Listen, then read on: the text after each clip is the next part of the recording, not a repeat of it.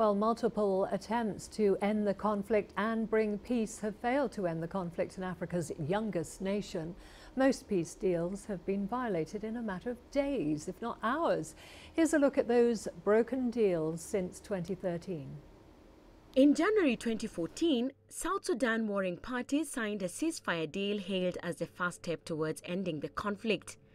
But the deal was violated several times over subsequent weeks, with both sides accusing each other of breaking it. In August of the same year, President Salva Kiir and Riek Machar inked another ceasefire in Addis Ababa, Ethiopia.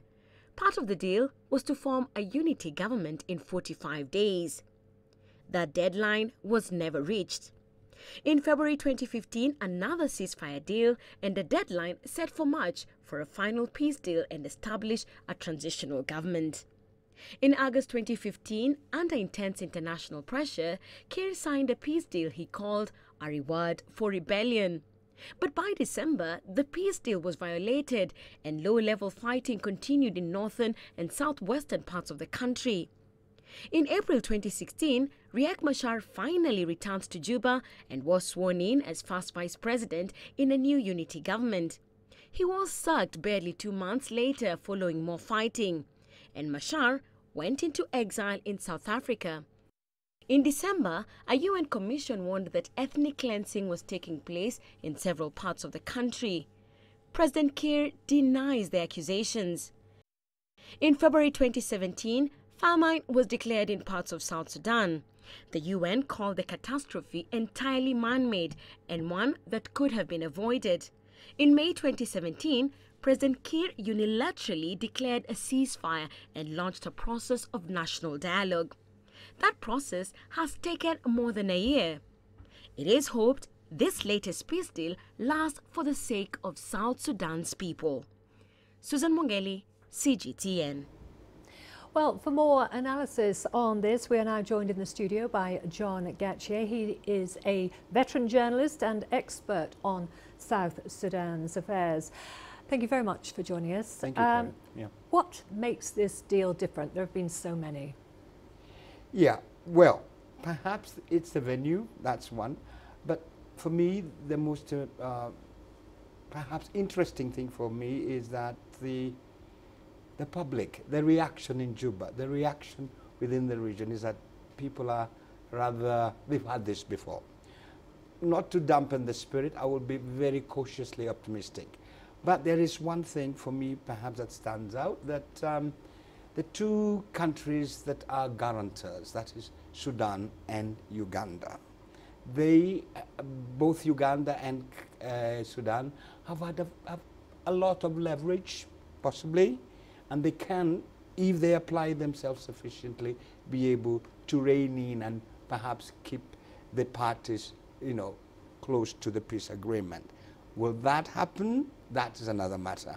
But that is the only thing that is different in my own assessment, that the guarantors are more very involved and have a lot of leverage if they apply that. So your optimism is really about the leverage that Uganda and Sudan could leverage. Yes. Do you think there's been too much emphasis on Salva Kiir and Riek Machar at the expense of smaller parties? I mean, we've seen the SPLM already pointing out inconsistencies. How much do you think this threatens the peace process? It threatens in that the peace process in South Sudan has been, to a large extent, hijacked, for lack of a better term, by the two big boys. And then the smaller boys seem to be, having a very peripheral role. But I think it's also a realization that it is those two that really, if they want to agree and perhaps, address their core issues, then the entire South Sudan issue will be different. Having said that, is that, for lack again of a better term, is that the two are the largest warlords, for lack of a better term, amongst the others. Will the other smaller parties be able to derail or even, put hurdles along the way? Yes, but not to the same extent that Salva and, Riek Machar would be.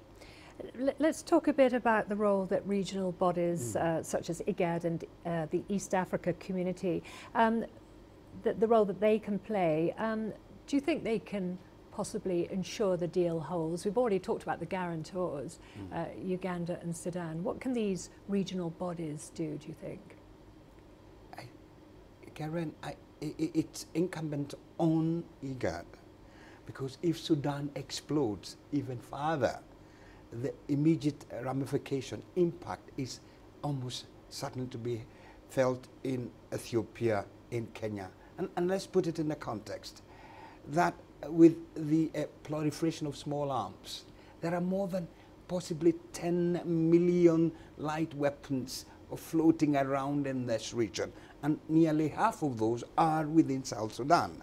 And the impact that would have in Kenya, Uganda, Sudan, and Ethiopia. So the security dimensions, the humanitarian crisis, the refugee is really in the region is resident in South Sudan. So for IGAD, they really have to move very fast to try and arrest the situation, because it will still come to haunt them, and it has in the past.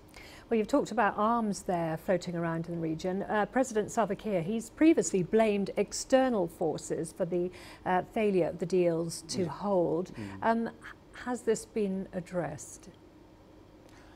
I would hope so, specifically to do with Uganda and Sudan. And remember, the peace in South Sudan, to a large extent, has what I call drivers outside Sudan. Northern Uganda and Sudan, Darfur, the former SPLM North, that is still having negotiations. So Sudan and Uganda are very critical, and I am perhaps optimistic that this time round they've shown the lead, and that perhaps might give this peace more of a more of a clout. I am hoping, and I'm very cautiously very optimistic. Okay, cautiously optimistic. Thank you very much for your analysis. That was John Gatchia, a veteran journalist and expert on South Sudan's affairs. Thank you.